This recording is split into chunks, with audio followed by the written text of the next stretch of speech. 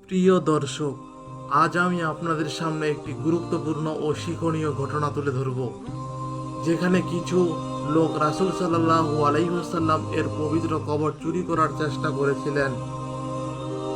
ইতিহাসে বর্ণিত আছে, একসময় কিছু ভ্রষ্ট লোক গোপনে পরিকল্পনা করেছিলেন নবীজির পবিত্র দেহ মোবারক চুরি করার। তারা নিজেদেরকে ধার্মিক বলে পরিচয় দিয়ে মদিনায় আসে এবং মসজিদে নববীর আশেপাশে অবস্থান নিতে থাকে। তারা দিনের বেলায় ইবাদত করত, যে কেউ সন্দেহ না করত, কিন্তু রাতের বেলায় তারা গোপনে একটি সুড়ঙ্গ খনন শুরু করে, যাতে করে তারা নবীজির কবর পর্যন্ত পৌঁছাতে পারে। কিন্তু আল্লাহ সব কিছু দেখেন। সেই সময় মদিনার শাসক একজন নেককার শাসক ছিলেন। তিনি স্বপ্নে রাসূল সাল্লাল্লাহু আলাইহি সাল্লামকে দেখেন। নবীজি তাকে ইশারা করে বলেন, আমাকে সাহায্য করো, কিছু লোক আমার কবরের দিকে আসছে। এই স্বপ্ন দেখে শাসক ভীষণ চিন্তিত হয়ে পড়েন।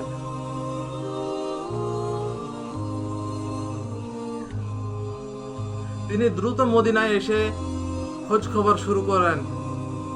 অনেক খোঁজার পর তিনি সেই দুই ব্যক্তিকে সন্দেহ করলেন, যারা নিজেকে খুব ধার্মিক প্রকাশ করছিল।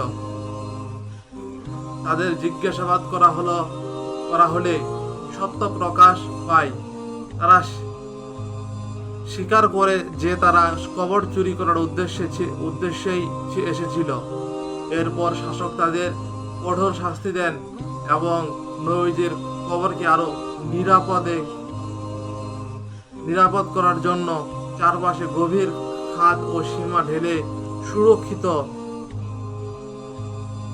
করে দেন, যাতে ভবিষ্যতে কেউ এমন জঘন্য কাজ করার সাহস না পায়।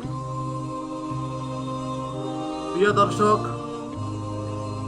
এই ঘটনা আমাদের শেখায় আল্লাহ তার প্রিয় বান্দাদের সর্বদা হেফাজত করেন এবং যারা খারাপ উদ্দেশ্য নিয়ে আসে তারা কখনো সফল হয় না।